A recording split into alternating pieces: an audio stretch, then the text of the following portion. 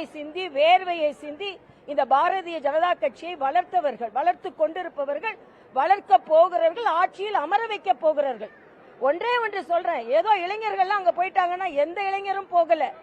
சுயநலவாதிகள் வேண்டுமென்றால் சென்றிருப்பார்கள். பொதுநலவாதிகள் யாரும் எங்கிட்ட இருந்து போகல.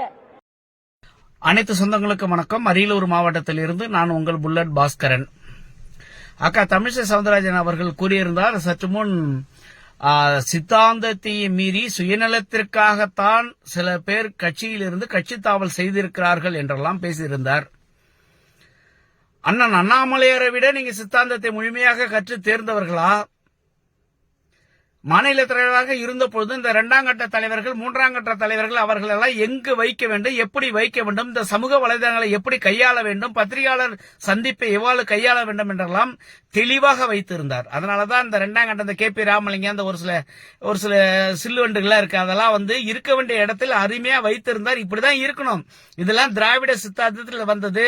இதுக்கு பாத்தீங்கன்னா ஒட்டுண்ணி மாதிரி யாரு காலையாவது நக்கி தான் சாப்பிட வேண்டும் என்ற எண்ணத்தில் உள்ள குடும்பத்தில் இருந்து வந்தவர்கள், அரசியல் பின்புலத்தில் வந்தவர்கள் என்பதற்காகத்தான் அவர் தெளிவாக மாநில தலைவராக இருந்த பொழுது இந்த கட்சியை எப்படி வழிநடத்த வேண்டும், பொதுவெளியில் எப்படி யாராரு பேச வேண்டும் என்பதெல்லாம் ஒரு வரையறையை வச்சிருந்தார்.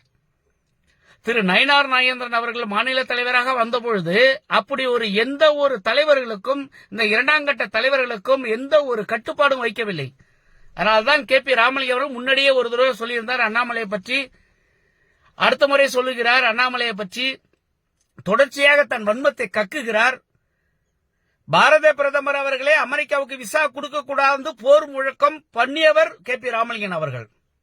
சரி, இருக்கட்டும். அக்கா தமிழிசை சவுந்தரராஜன் அவர்கள் தாமரை மலர்ந்தே தீரம் ஒரு கடுமையான போராட்டத்தை கையில் எடுத்து கடுமையாக நீங்களும் கட்சிக்காக உழைத்தீர்கள், நான் ஒத்துக்கிறேன். இத்தனை ஆண்டு காலம் சித்தாந்தம் புரிந்து நீங்க வேலை செய்த ஒரு நபர், அப்படி இந்த சித்தாந்தம் தான் முக்கியம் என்று நினைத்த நபர், நீங்க ஒரு மாநிலத்துக்கு ஆளுநராக உங்களை அனுப்பி வைத்த கட்சியில் இந்த தொகுதி நமக்கான தொகுதி, இந்த தொகுதியில் நாம் வேலை செய்ய வேண்டும், நம்மளும் ஒரு தேர்தல் களத்தில் நிற்க வேண்டும், நம்மளும் ஒரு பாராளுமன்ற உறுப்பினராக வேண்டும், சட்டமன்ற உறுப்பினராக வேண்டும் என்ற களம் காண்ட அங்கு உள்ள நிர்வாகிகளின் நிலைமை என்ன?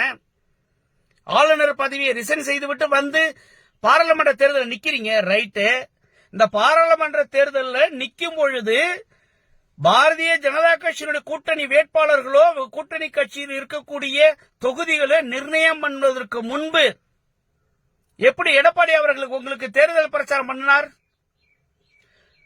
மாநில தலைவர் நயினார் நாகேந்திரன் அவர்களுக்கு எப்படி தேர்தல் பிரச்சாரம் செய்தார்? அப்ப உங்களுக்கு எல்லாம் தெரிஞ்சிருக்கு தானே, நீங்க இந்த தொகுதியில திட்டமிட்டு இங்கதான் நிக்க போறோம், நாம திராவிட கட்சிகளோட கூட்டணி கிடையாது, நீங்க திராவிட கட்சிகளோட ஐக்கியமாகி திராவிட கட்சிகளை போடக்கூடிய எச்ச சோத்துக்காக அலையக்கூடிய ஆட்கள் நீங்கள் எல்லாம். என் தலைவன் அண்ணாமலையை பற்றி எந்த நிர்வாகியும் சரி, அப்பொழுக்கற்ற என் தலைவன் அண்ணாமலையை பற்றி எந்த தலைவனும் சரி தவறான புரிதலோடு சமூக வலைதளங்களை பேசினால் பதிலடி மிக கடுமையாக இருக்கும்.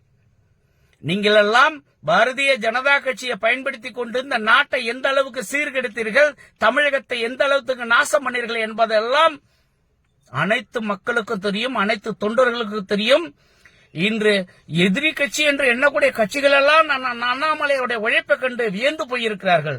என் மக்கள் யாத்திரை தமிழகம் முழுவதும் ஒரு வெற்றி யாத்திரையாக, ஒரு போர் முழக்க யாத்திரையாக, இளைஞர்களை அரசியலில் உள்ளே கொண்டு வரும் யாத்திரையாக அப்படி கொண்டு வந்த ஒரு மனிதரை பார்த்து சுயநலவாதி எப்படி உங்களுக்கு மனசு வருது? நாங்கெல்லாம் சுயநலவாதியா? அரசியல் களத்துல நாங்க எத்தனை வழக்குகள் வாங்கியிருக்கோம் தெரியுமா?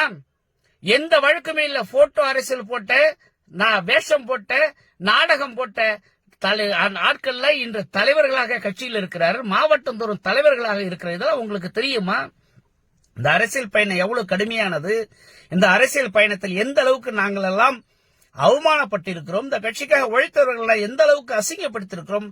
எங்கள் மனதுக்கு ஒரு சிறிய ஆறுதல், இந்த தமிழகத்தில் பாரதிய ஜனதா கட்சியை பட்டி தொட்டிலாம் இந்த தாமரை சின்னத்தை கொண்டு சேர்த்த அண்ணன் அண்ணாமலையாருக்கே இந்த நிலைமை என்னும் பொழுது நாங்கெல்லாம் எந்த மூலையில கிடக்கிறோம்? ஏதோ ஒரு மூலையில பாரத் மாதா கி ஜே, பாரத பிரதமர் நரேந்திர மோடி வாழ்க, இப்படி வாழ்க வாழ்கன்னு கடைசி வரைக்கும் நீ வாழ்க நீ வாழ்க நாங்க கோஷம் போடுற கூட்டத்துல தான் இருக்கிறோம் தாயே. நாங்க இந்த நிமிஷம் வரைக்கும் இந்த தேசம் முக்கியங்கிறதுல எங்களுக்கு எந்த கருத்து வேறுபாடும் கிடையாது.